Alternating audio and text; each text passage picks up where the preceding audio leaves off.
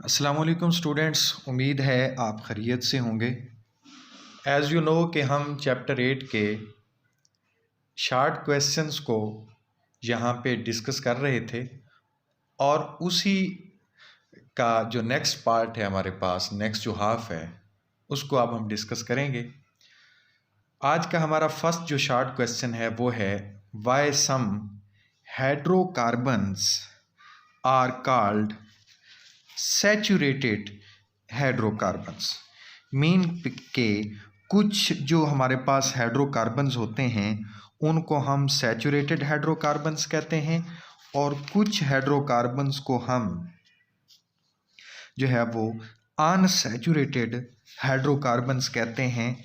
ऐसा क्यों होता है, इसको हम किस तरीके से एक्सप्लेन कर सकते हैं, इस चीज़ को हमने इसको तो हम इसको डिस्कस करते हैं बेटा कि हमारे पास जो सैचुरेटेड हाइड्रोकार्बन है उनको किस तरीके से हम डिफाइन कर सकते हैं। पहले मैं उसकी डेफिनेशन बताने लगा हूँ आपको कि the hydrocarbon in which valency of carbon is fully satisfied and no more H hydrogen can be attached to it are called saturated hydrocarbon. तमाम की तमाम जितनी भी कार्बन की वैलेंसी आपको पता है कि 4 बॉन्ड बनाता है कार्बन, सारे के सारे वो फिल होते हैं, उसके अंदर कोई भी डेफिशिएंसी नहीं होती बॉन्ड की, सारे के सारे, और कोई भी सिंगल भी एक हाइड्रोजन एटम उसके साथ और अटैच नहीं हो सकता।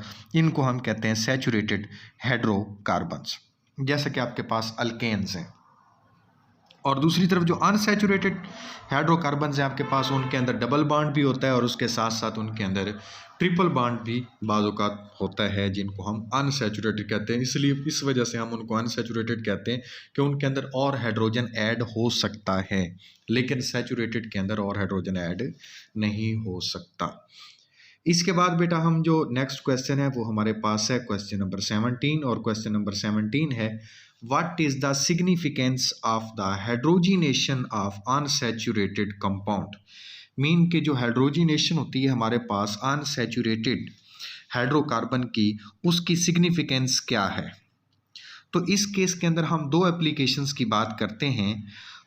फर्स्ट को डिस्कस करता हूं कि उसको स्टेटमेंट आप क्या देंगे। The catalytic hydrogenation is a process in which a molecule of hydrogen is added to an alkene in the presence of a catalyst and at moderate pressure। एक मॉडरेट प्रेशर पे हम इसको क्या करते हैं, डिस्कस करते हैं, और वो मॉडरेट प्रेशर आपके पास कितना होना चाहिए, 1 to 5 एटमॉस्फेरिक प्रेशर होना चाहिए। तो इस केस के अंदर जो है वो सैचुरेटेड कंपाउंड जो है वो देगा। अब इसकी एप्लीकेशंस की हम कैसे बात करते हैं कि एप्लीकेशंस में हमने क्या लिखना है। तो वेजिटेबल घी जो आपके पास है वो प्रिपेयर हो सकता है यहाँ से, हाइड्रोजिनेशन के ज़रिए वेजिटेबल ऑयल हम जो है वो बनाते हैं, और उसके साथ साथ जो इसके रिएक्शंस होते हैं वो लेबॉर्ट्री के अंदर भी हम इसके रिएक्शंस करवा सकते हैं डिफरेंट एनालिटिकल पर्पसेस के लिए, और उसके साथ साथ इनको सिंथेटिक मेथड्स के तौर पर भी लैब के अंदर हम इसको यूटिलाइज़ करते हैं। तो ये सारे की सारी एप्लीकेशंस होती हैं हमारे पास hydrogenation of the unsaturated compounds की।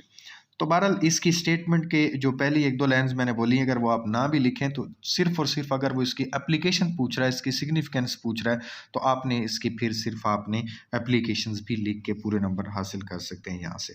नेक्स्ट आपके पास है क्वेश्चन नंबर 18 और ये है व्हाट इज़ ओजोनोलाइसिस। तो सबसे पहले इस प्रोसेस के अंदर आपने देखना ये है कि ओजोनोलाइसिस का मतलब है ओजोन की मदद से लाइसिस, ओजोनोलाइसिस। तो अल्कीन के साथ ओजोन को ट्रीट करेंगे तो आपके पास जो फर्स्ट प्रोडक्ट बनेगा ना वो अनस्टेबल सा प्रोडक्ट है और उसको कहते हैं मोलोजोनाइड। फिर आप उस मोलोजोनाइड को रीअरेंज करेंगे और वो आपके पास बनेगा ओजोनाइड, और फिर उस ओजोनाइड को जब आप वाटर के साथ ट्रीट करते हैं तो तब आपके पास बनता है फॉर्मेल्डिहाइड। तो ये जो सारा प्रोसेस है इसको आप कहते हैं ओजोनोलाइसिस।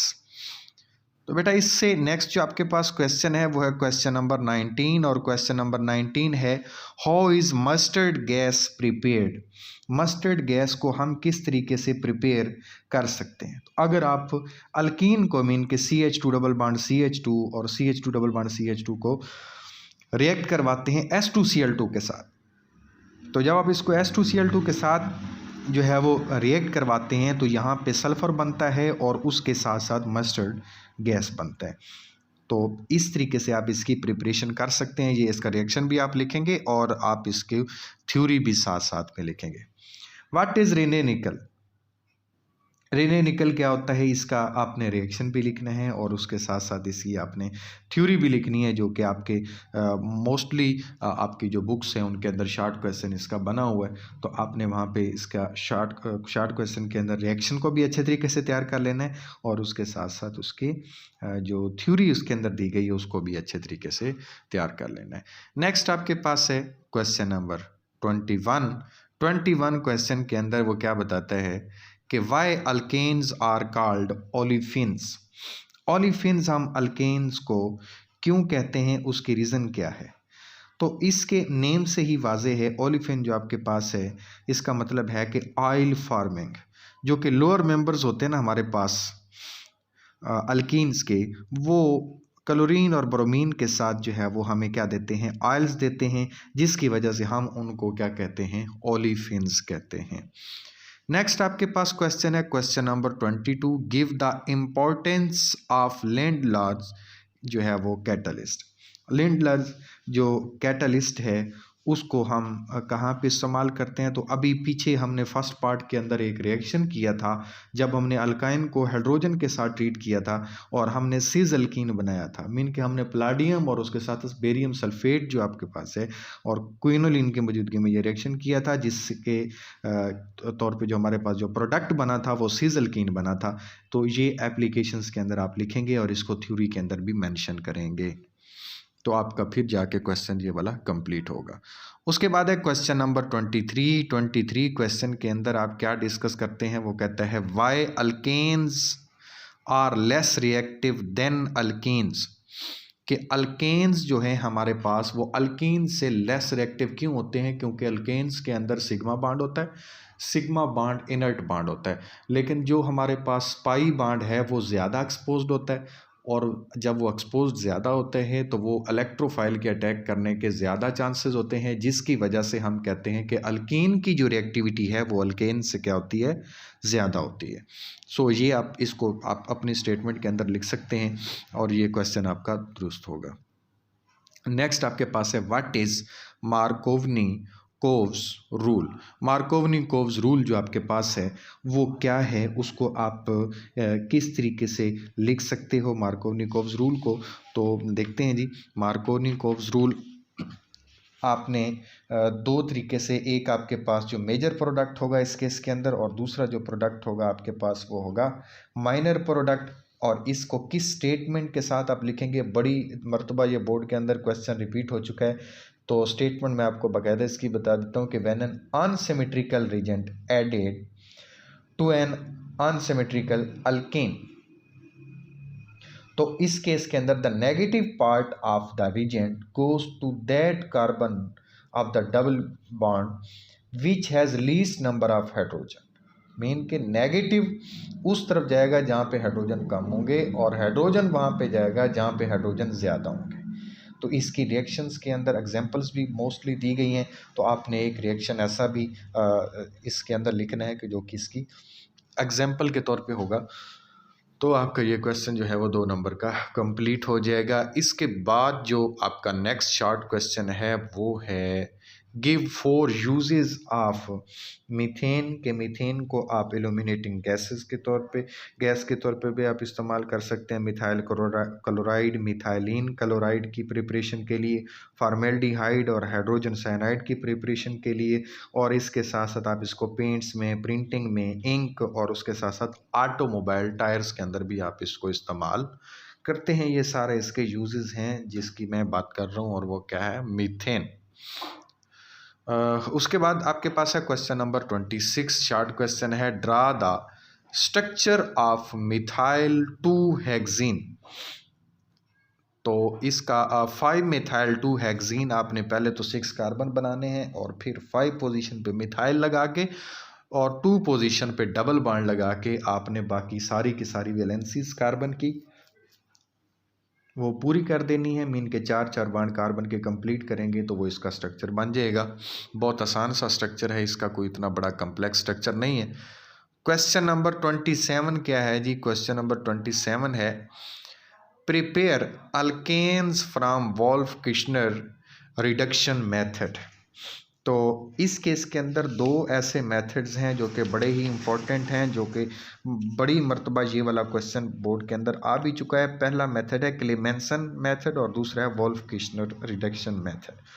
तो इनको दोनों को आपने बहुत अच्छे से तैयार कर लेना है। एक केस के अंदर आप एसीटोन की जो है वो रिडक्शन करते हैं और दूसरे केस के अंदर एसीटल्डिहाइड की। वोल्फ किश्नर के केस के अंदर एसीटल्डिहाइड है और जो क्लेमेंसन रिएक्शन है, रिडक्शन रिएक्शन, उसके अंदर आप एसीटोन के जो है वो करते हैं। तो दोनों के केस के अंदर जो आपके कैटलिस्ट हैं वो डिफरेंट हैं। ये इस चीज़ का आपने ख़ास तौर पे ख्याल रखना है।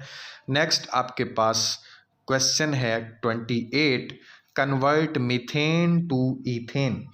आपने मीथेन को इथेन के अंदर आपने क्या करना है? चेंज करना है। किस तरीके से आप उसको कन्वर्ट कर सकते हैं? तो इसको आप पहले आप मीथेन को क्लोरीन मॉलिक्यूल के साथ ट्रीट करेंगे सनलाइट की मौजूदगी में, वो मिथाइल क्लोराइड में चेंज होगा और HCl देगा। फिर मिथाइल क्लोराइड को दोबारा सोडियम के साथ ईथर की मौजूदगी में रिएक्ट करेंगे तो वो आपके पास इथेन में चेंज हो जाएगा।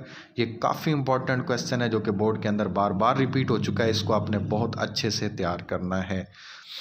फिर नेक्स्ट क्वेश्चन है कन्वर्ट मीथेन इनटू नाइट्रोमीथेन। कि मीथेन को नाइट्रोमीथेन के अंदर, तो सिंपली आप मीथेन का रिएक्शन नाइट्रिक एसिड के साथ जब करेंगे ना 450 डिग्री सेंटीग्रेड पे, तो ये आपके पास नाइट्रोमीथेन बनाएगा और साथ में वाटर भी देगा। नेक्स्ट आपके पास शार्ट क्वेश्चन है justify in alkanes sigma bonds are inert bond. तो इसमें कोई शक नहीं है कि सिग्मा बॉन्ड जो आपके पास अल्केन्स हैं वो नॉन पोलर आपके पास नेचर के अंदर हैं, और इनर्ट जो उनका सिग्मा बॉन्ड होता है एल्केन के अंदर, उसकी आप स्टेटमेंट भी यूँ लिख सकते हैं the electron of sigma bond are tightly held between two atoms, thus it is a stable bond, a lot of energy is required to break it। सो इतना ही इस चीज़ के लिए काफ़ी है। और नीचे सिग्मा बॉन्ड जो है वो आप बना देंगे तो इससे पता चल जाएगा कि आपके पास इसके रिलेटेड कितना नॉलेज है। तो बहरहाल ये हमारे 30 क्वेश्चन थे जो कि चैप्टर 8 सेकेंड ईयर से थे। जितने भी जो चैप्टर्स हैं हमारे कम्बिनेशन के अकॉर्डिंग 8 चैप्टर्स हैं, क्योंकि आपके पास जितने भी लॉन्ग आने हैं, जो शॉर्ट हैं और जो MCQs हैं, सारे के सारे इस प्लेलिस्ट पे मौजूद हैं। आप यहाँ से देख के इससे फ़ायदा हासिल कर सकते हैं। तो नेक्स्ट वीडियो तक के लिए इजाज़त दीजिए। अस्सलाम वालेकुम वरहमतुल्लाहि वबरकातुहू।